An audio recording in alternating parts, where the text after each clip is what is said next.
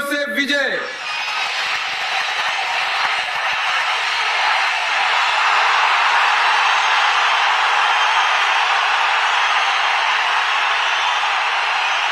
ईश्वराच्या नावे अशी शपथ घेतो की कायद्याद्वारे प्रस्थापित झालेल्या भारताच्या संविधानाप्रती मी खरी श्रद्धा आणि निष्ठा बाळगीन.